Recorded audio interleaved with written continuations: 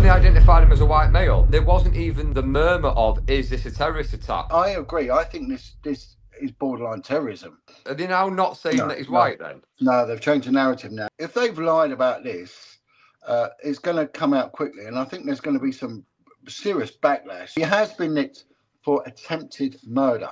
It's a deliberate attempt to kill, and that is life imprisonment. I think that there is some malevolent need to cause racial tension and hatred in this country to bring us to a point of some sort of maybe unofficial civil war. I don't know. Right, good evening, everybody, and welcome back to Break the Ice.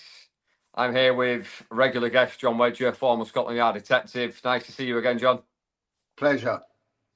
So we're here to talk about that Liverpool, I don't know what to call it, the Liverpool car attack, the incident from Monday night.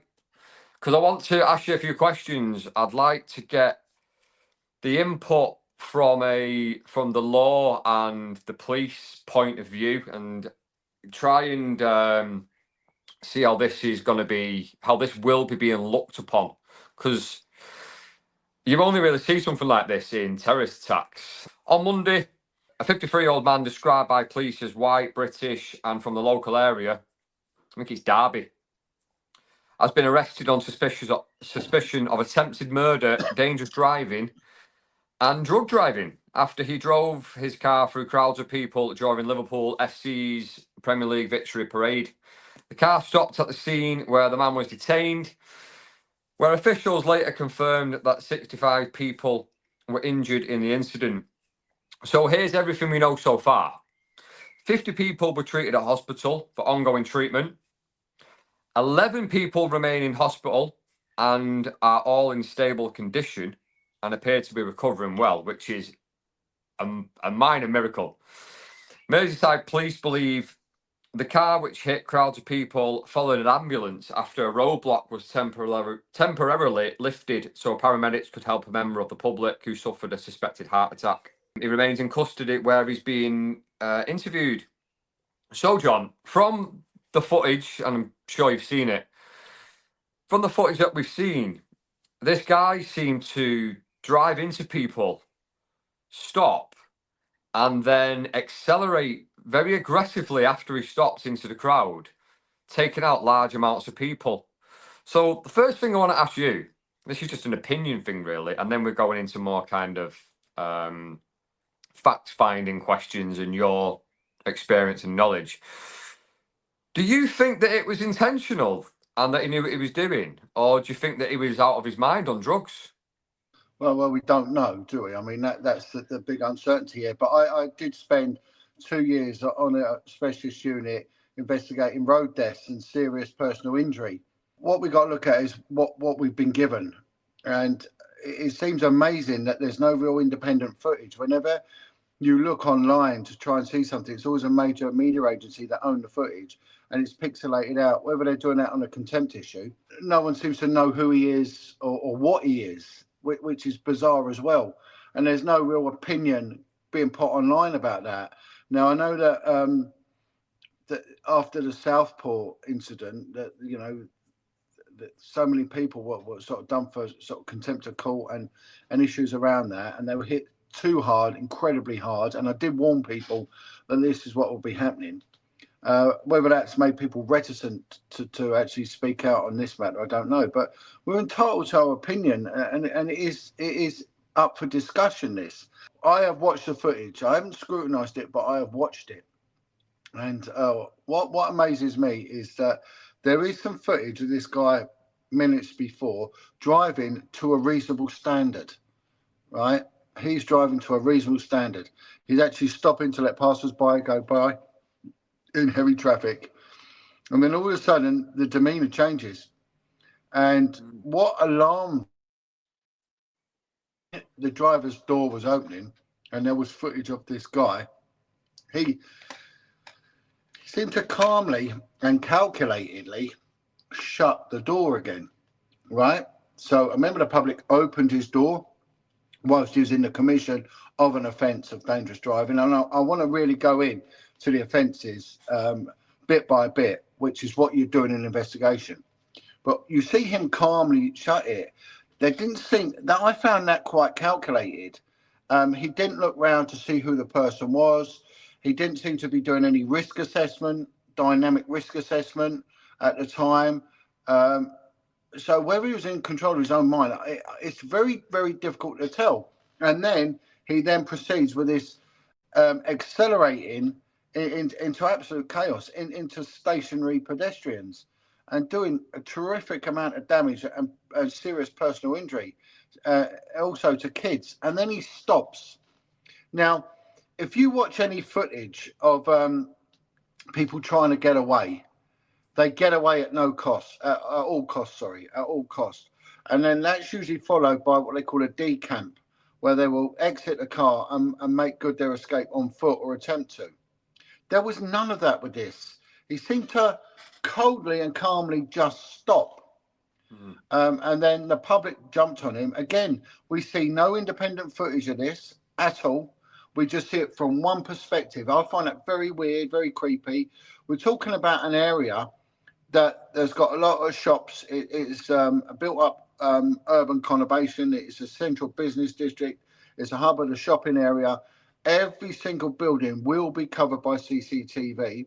And on top of that, you will get local authority tracking traffic enforcement cameras and all sorts, which will be also covering that area. So that area will be massively covered by local government owned, maybe government owned and privately owned CCTV. All right.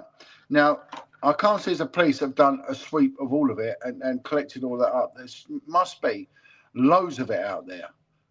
There's loads of footage from the public, though, isn't there? There is, but it don't show much. It doesn't show anything independent. It's quite weird.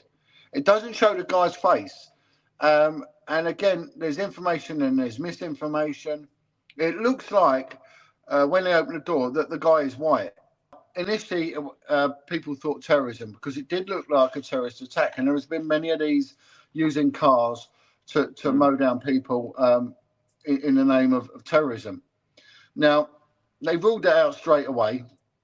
And they've quickly said that this group's ethnicity and his age, just to clear up any ambiguity. Why do you think they ruled out terrorism straight away? Well, let's look at that, shall we? Right. So, for it to be a terrorist attack, right? The actions are designed to influence the government or intimidate the public, right? So, his actions, are they to influence the government? You don't know. To intimidate the public, well, again, we don't know. It definitely, his actions were intimidatory, but there has to be a purpose, right? And the purpose of it has to advance a political, religious, racial, or ideological cause, right? Now, at no point has there been any evidence of that. That might come under interview. We don't know. That should be. There's something very worrying that I really want to go into about this. Yeah. So in order to get into someone's mind, you've got to get into their home, right? So an offence like this should be subject to a house search, right? Which comes under Section 18, 18.5 of the Section 18 of the what is it? The Police and Criminal Evidence Act, right? So under detention, the officers will go to an inspector and ask for permission to go to this man's address that he either owns or occupies or controls and search it.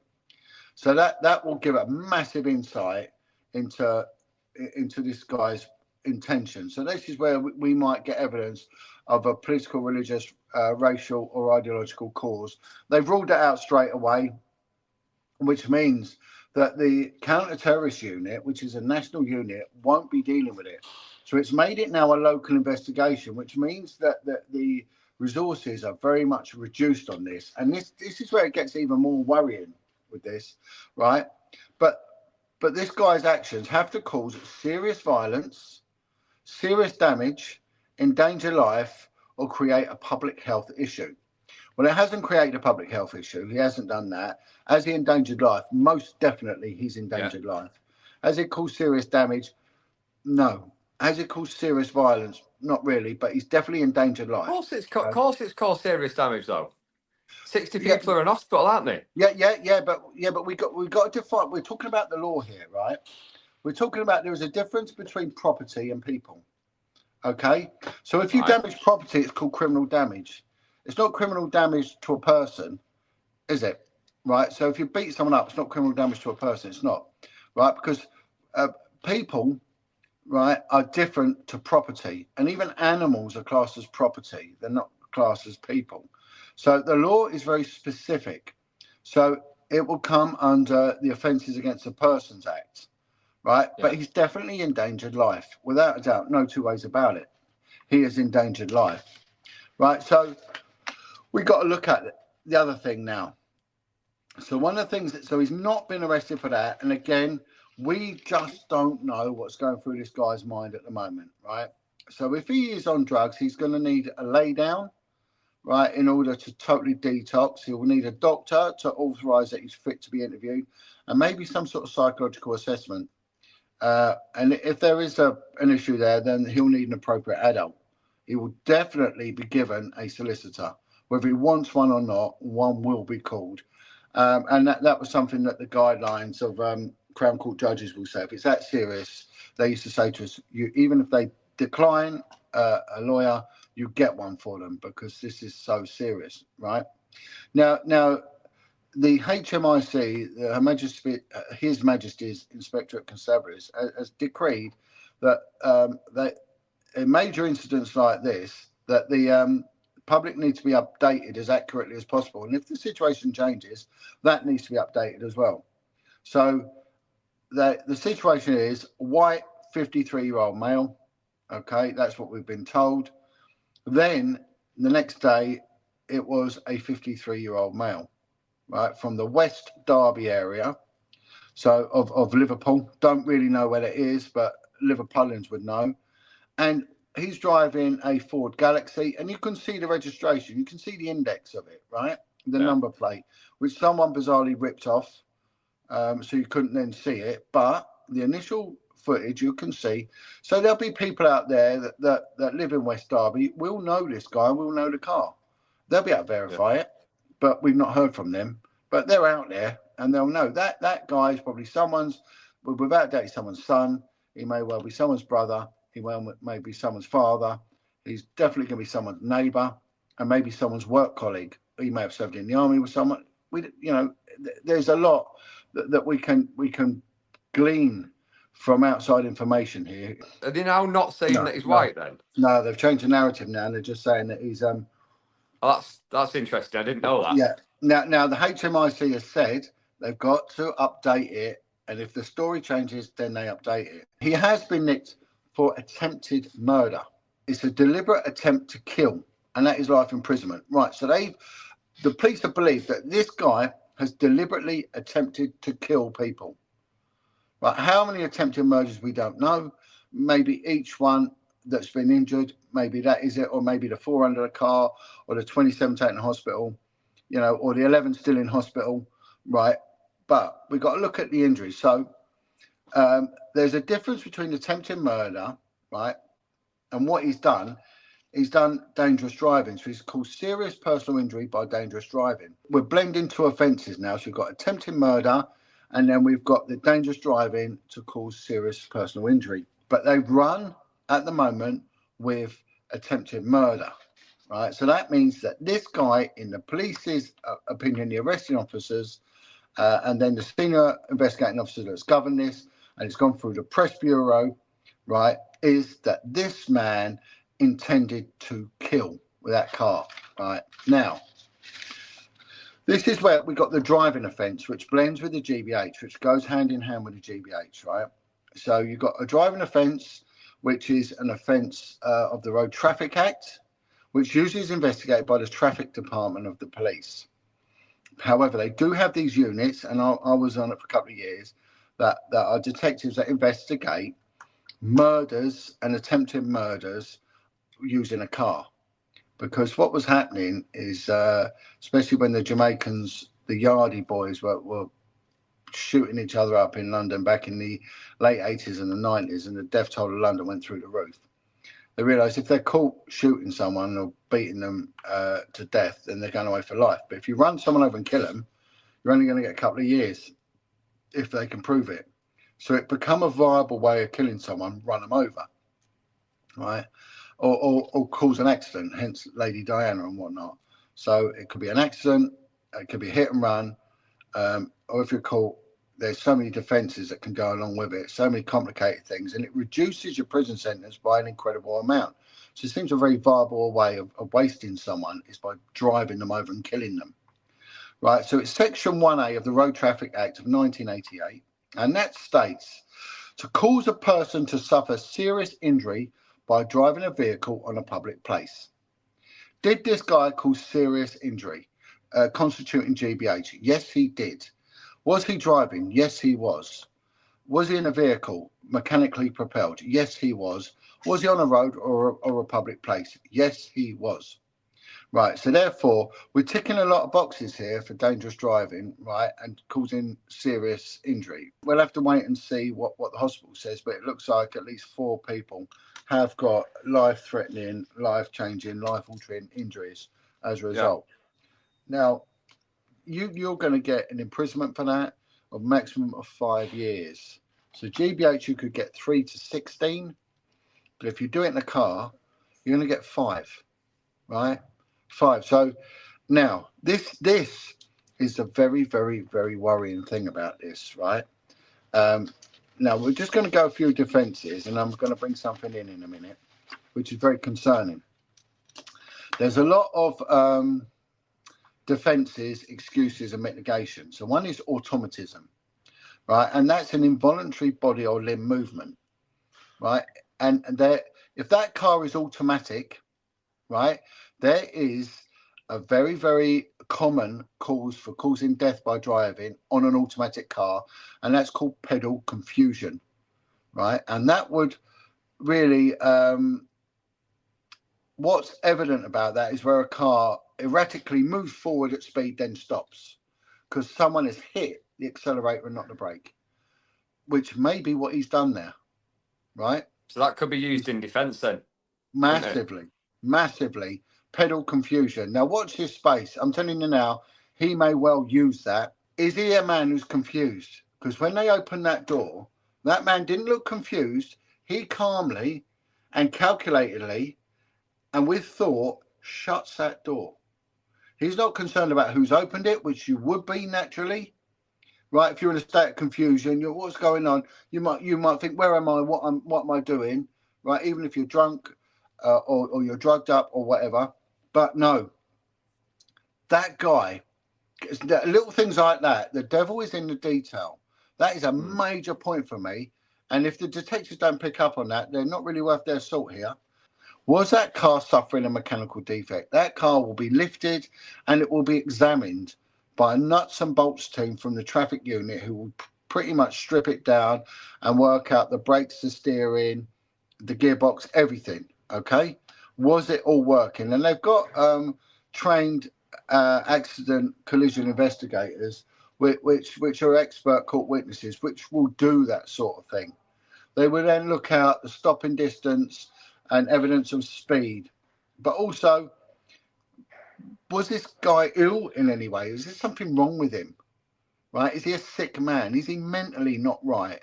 All these things will come in. So because he's using this weapon, which is a mechanically propelled vehicle, which is subject to all its own ins and outs of testing and everything, right? Which something like a cudgel, a baton, a pickaxe or something wouldn't be subject to. He is. So he gives him more and more leeway to sort of worm his way out of it. But here is my main problem here, Luke, right? This is something which is very alarming. And it's only being in the police would you say that, right? So, as I mentioned earlier, terrorism's been written out. The moment terrorism's written out, that national level funding goes, right? So a huge pool of detectives, money, overtime budget, access and authorization and payment for independent scientific response, forensic stuff will be cut as well, will be gone the moment that's not in. So the National Terrorist Unit won't be involved in it. So again, you're pretty much you're lowering it down now in professionalism. Okay, attempted murder, right? That will be the homicide unit of Merseyside Police. They will be a unit which, like any major city, will be well manned, well experienced, with a big budget. Okay, that will be 24 hours on this. So if it remains as attempted murder, the homicide unit will own that. You're pretty much going to get quite a good job done, right?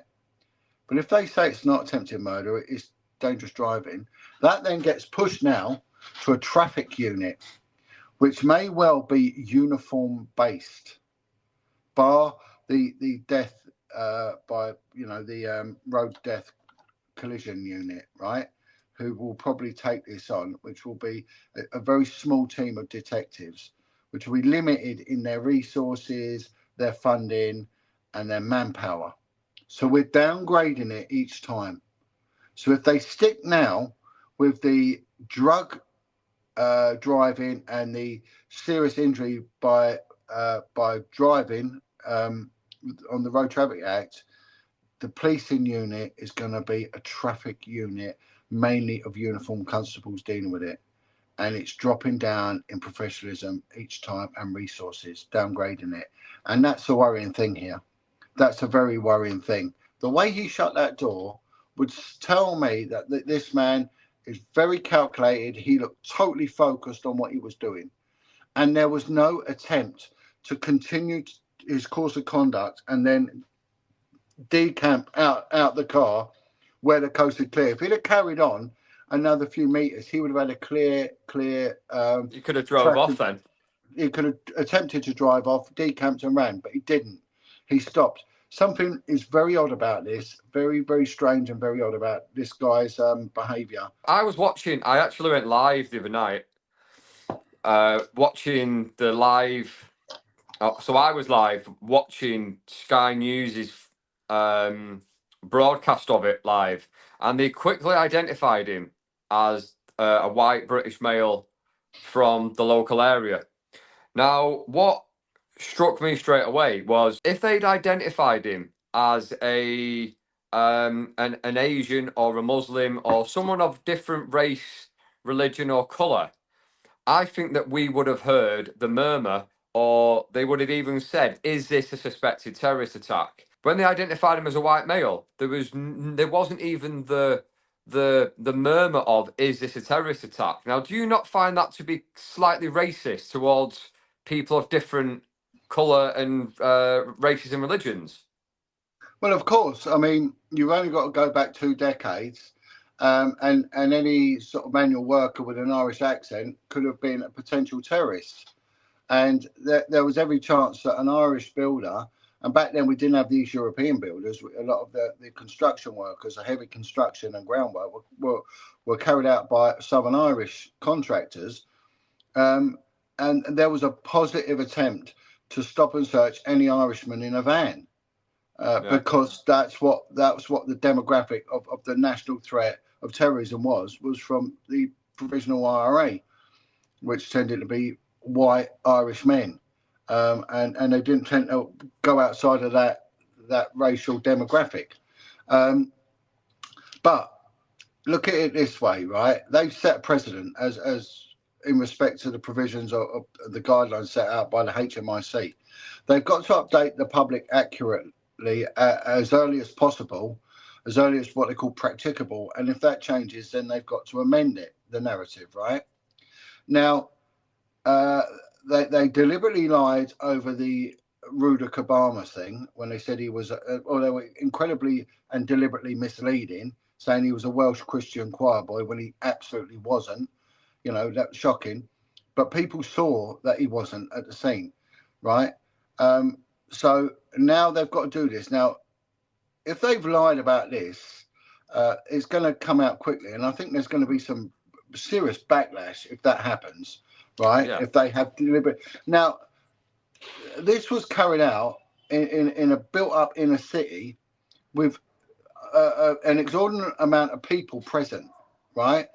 And it was a parade. And there would have been contingencies put in place. There would have been risk assessments. There would have been a briefing, and part of that briefing would have been the dynamic element of that briefing. That if anything changes, Gold Control, which will be running it, will have to be updated, and they would have to implement and amend, the contingency as it goes on. So part of with the national media, they were attacking conspiracy theorists. They didn't attack the guy who did it. BBC News, I watched that intently the next day afterwards, and all they did was attack conspiracy theorists. Well, they're not the ones who did this. It was some evil individual who ran over members of the public and children, right? So why are they not attacking him? Why are we not having panorama programs about, these sort of driving attacks and things like that? We're having nothing. They're attacking the members of the public who are making common sense conclusions and drawing their own inferences based on information and lack of information. That area, there is an innumerable amount of eyewitnesses who saw that driver. No two ways about it. We are seeing no footage whatsoever of the guy being dragged out by the police, close-up shots. Like I say, 2 kids have a fight in school. It's all over the internet, and no one gets prosecuted, right? Why is no one putting footage of this guy online? Nothing. Bear in mind the Merseyside police track history here with lying to the public, which they've got, very recent, track history of deliberately lying and misleading the public. Why should they be taking Merseyside's police word for it? I wouldn't be, because they've got a history of talking nonsense. Do you think there could be something more to this than meets the eye then? Well, we don't know. Maybe. It doesn't. There's things that don't seem right? The main one's that guy shutting that door. That, for me, stuck in my mind, right? And that's a bit like Kate McCann wearing makeup the day after her daughter's gone missing, right? It might be innocuous, it might be nothing, but it's such a small detail. The devil is in the detail. Watch the footage of that guy calmly, not confused. He's not missed the door. He's not so drunk and drugged he's forgotten the door's even open. He calmly shuts the door without even looking at who's opened it. Now, surely if someone opens your door, you go like that and shut it. He's not done that. He's just bang, shut the door. It's weird. It's strange. But the other thing is people saying that there were snipers on the roof.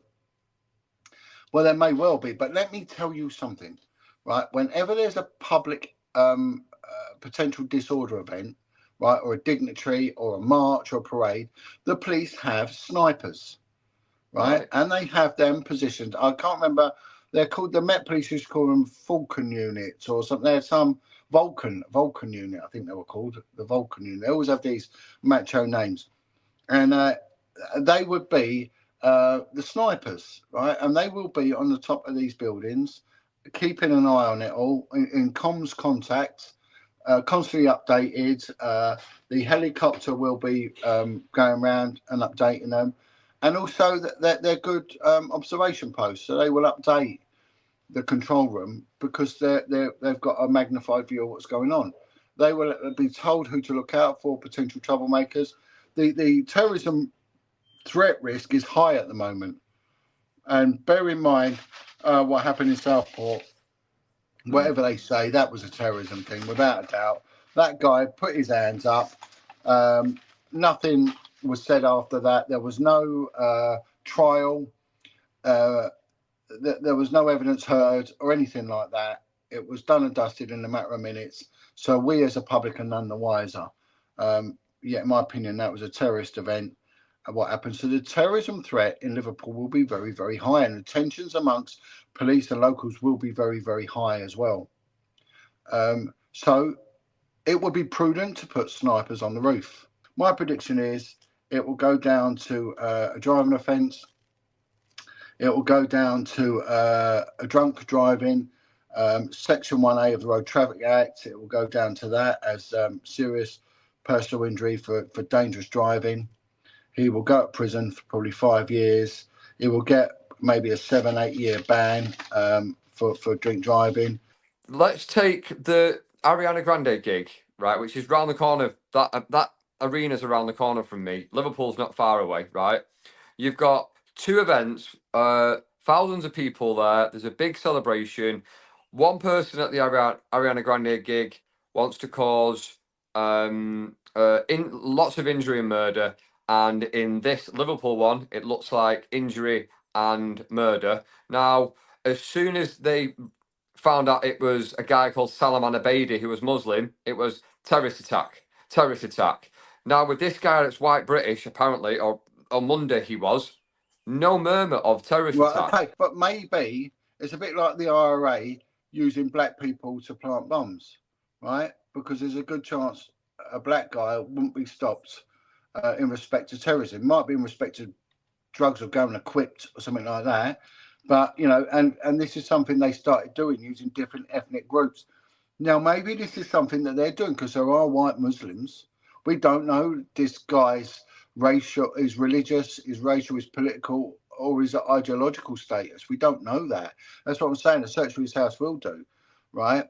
Now, if they do find things like that, are they going to upgrade it back to terrorism? No. I think what they're going to do, I agree. I think this is borderline terrorism Yeah, because definitely. it without a doubt it has caused there's an endangerment of life, right, and it has terrorised the members of the public, right, in respect to any potential big public gathering. They said he's ghosted in an ambulance. Well, let's look at the CCTV. Again, where is it? But someone has put something out on that shows him minutes before driving to a reasonable and competent standard. So what has changed? What has changed? And and then he's just ploughed through people. Why has he done that? Why has he taken that opportunity to ghost past a cordon, a police cordon, and get into the public? That did and now this is where we've got to look into things. We've got to look into like the disclosure. So if this matter does go to a trial, and this is something I really want to stress about the trial, there's a thing called disclosure.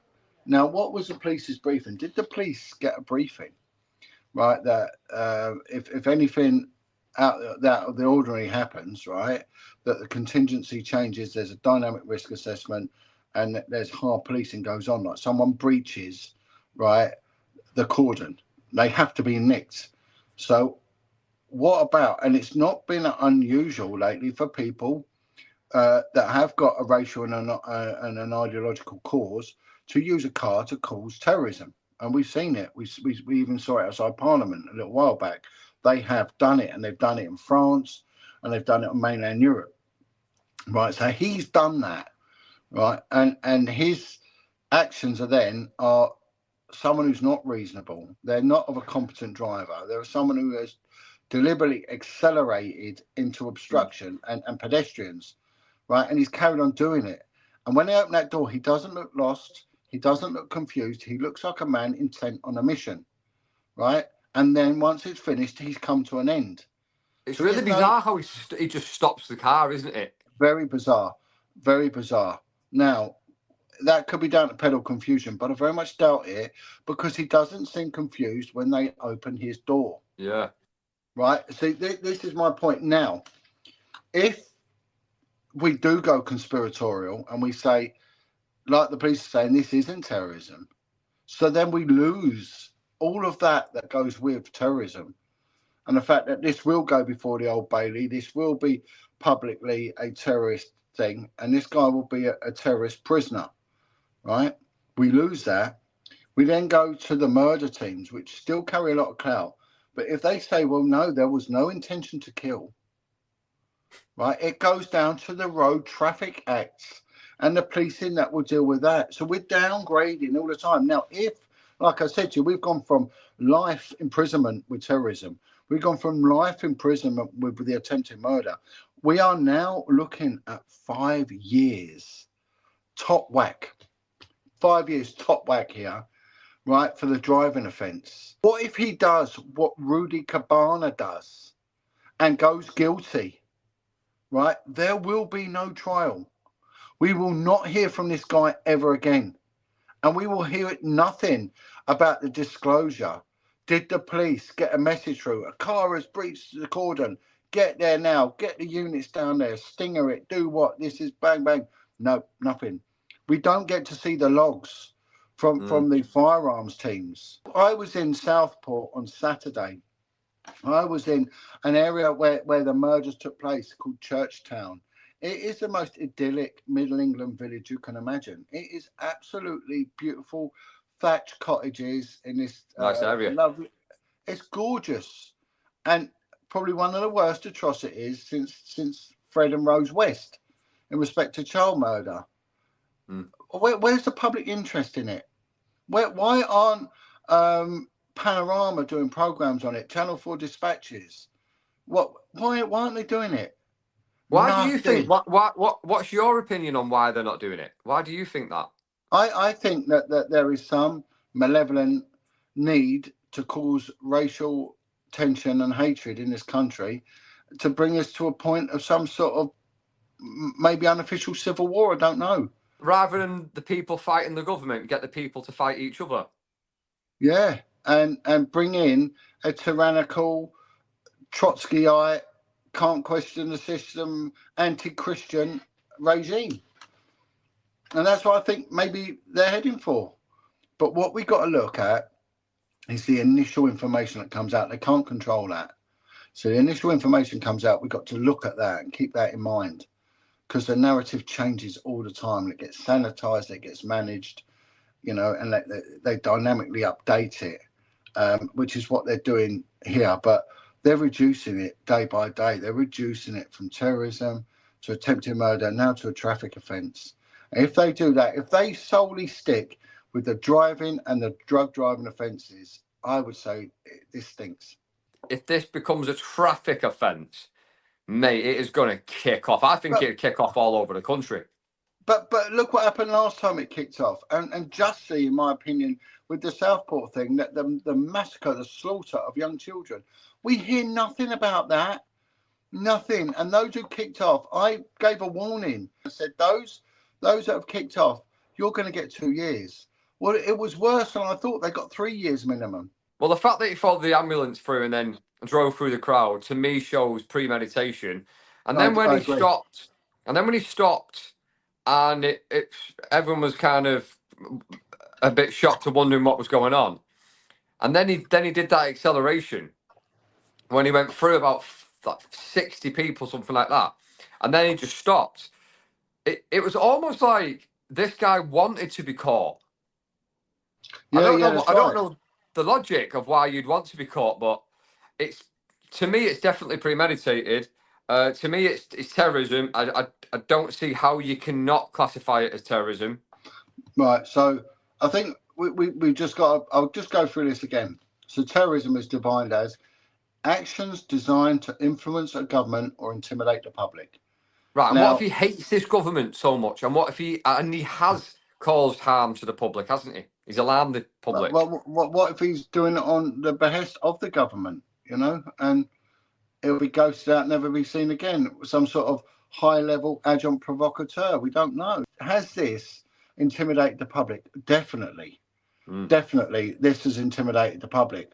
Has it influenced the government? Well, I don't really trust the government, and I don't think, no, and it's either or. So it doesn't have to be both elements. It can be to intimidate the government, the public, which I think they have done. Has this to advance a political, religious, racial, or ideological cause? We just don't know. We just don't know. We are waiting for so many answers now. And like you said, waiting to find out who this guy is, what his ideology is, what his background is, and does he have an agenda? Is this an attack on the people? Is this an ideology attack, or is this an attack against the government? We just don't know. But obviously, in the next few days, we're going to learn a lot more about this guy and about his reasons. So I suppose all we can do is wait now, isn't it? Well, I think there's elements of the Terrorism Act which are relevant. I think there's elements of the criminal attempt for attempted murder that are relevant. Again, he was unsuccessful, which means that will put attempted murder in play. But if we go for the driving, I mean, really, that is the Poundland, the bargain basement, the bottom end of the investigative chain. You know, that really is. You're not getting your bang for your bucks with that. He'll be out within 2.5 years, Yeah. although albeit banned. And again, we just don't know who he is. There's just a massive lack of information. There's a massive lack of independent footage. There's a massive lack of testimonials from local people. There seems to be silence from the community of West Derby. Who is this man? There's nothing on social media, absolutely nothing. But if it doesn't go to trial, if this man goes guilty and there is no trial and there is no defence, there is no mitigation put up, I would say smell a rat. Well, let's see what the next few days bring, and if it does go down to drug driving charges, it's an absolute insult to all those people that are lying in hospital right now and all their families. John, I could talk to you all night about this, but I'm going to have to cut it. I want to thank you for coming on again. Yeah, I love getting your insight as always. Everyone, leave your comments down below. What do you think? Do you smell a rat? Is this something that you would class as terrorism? Just let us know what your thoughts and feelings are on this incident. John, thank you for coming onto the channel, and I'm sure I'll see you on here again very soon, mate. God bless, Luke. Stay safe, and let's keep doing what we can while we can. That's it, mate. Thanks, John. Speak to you soon. All the best.